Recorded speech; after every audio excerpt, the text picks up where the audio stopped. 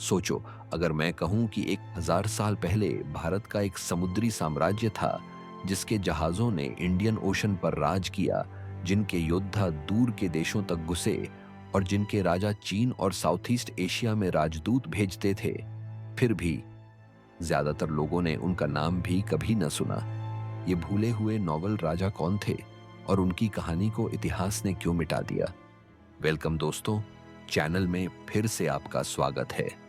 आज हम उस सबसे शानदार पर भूले हुए अध्याय में घुसने वाले हैं, the Chola dynasties maritime empire.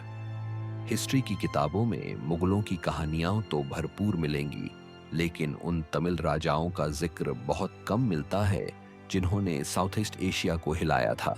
चोला सिर्फ मंदिर बनाने वाले नहीं थे, वो दर्पणहार योद्धा, कुशल प्रशासक और समुद्री यात्रा के मास्टर थे। चलिए उनकी असली कहानी जानते हैं। चोला साम्राज्य 1000 साल पहले दक्षिण भारत में उभरा। उनकी जड़ संगम युग तक जाती है, लेकिन उनका सोने का जमाना 9वीं सदी ईस्वी में राजा विजयालय चोला से शुरू हुआ और फिर राजा राजा चोला प्रथम ने, जो 985 ईस्वी से राज्याभिषिक्त थे, चोलों को एक सेना और नेवल सुपर पावर बना दिया। सोचो, एक राजा जिसे कोई रोक ना सका, जिन्होंने बृहदेश्वर मंदिर जैसे महान मंदिर बनवाए और साथ ही सबसे बड़े जहाज भी तैयार किए जो भारत में कभी देखे गए। उनका सपना, समुद्र पर राज, व्यापार बढ़ाना और दूर के राज्यों को अपने झंडे तले लाना। राजा राजा चोला ने जल्दी समझ लिया कि समुद्र पर पकड़ मतलब व्यापार और शक्ति पर पकड़। उन्होंने नागपट्टिनम जैसे बड़े पोर्ट्स बनवाए, लड़ाई के जहाज, सामान ले जाने वाले जहाज और नेवल बेस खड़े किए। उनके बेटे राजेंद्र चोला प्रथम ने इस विरासत को और आगे बढ़ाया। 1025 ईस्वी में राजेंद्र ने एक असाधारण कदम उठाया। उन्होंने नजदीकी भारत के राज्य को नहीं, बल्कि दूर के श्री विजय साम्राज्य पर समुद्री हमला किया। यह सिर्फ जंग नहीं, शक्ति का प्रदर्शन था जिसे चीन ने भी नोटिस किया। चोला जहाजों ने बंगाल की खाड़ी पार की, आज के मलेशिया, थाईलैंड और इंडोनेशिया में घुसकर मुख्य ट्रेडिंग पोर्ट्स लूटे और वापस लौट आए। इससे चोला पहली बार समुद्री सेना के साथ परदेश में युद्ध किए। चोला नेवल ताकत सिर्फ लड़ाई नहीं, स्ट्रैटेजी भी थी। उन्होंने भारतीय व्यापारियों की सुरक्षा की, समुद्री रास्तों को संभाला और तमिल संस्कृति को समुद्र के पार तक फैलाया।